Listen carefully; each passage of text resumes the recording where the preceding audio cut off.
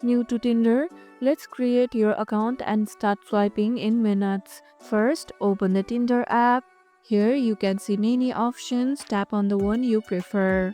Now, enter your phone number and tap Next. A verification code will be sent to your phone number.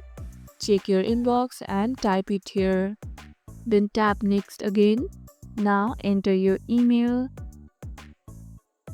Here enter your first name that will appear on your profile. Then tap Next. Now enter your date of birth. Choose your gender and tap Next. Tinder will show you some options. Keep on choosing them. Once you do it, your Tinder profile will be created. If you can't sign up, try using a different phone number or clearing the app cache in your phone settings. What's the best opening line you have seen on Tinder? Drop it in the comments. And that's it. Your Tinder account is now signed up.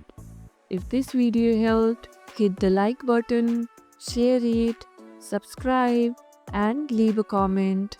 Thanks for watching, and I'll see you in the next one.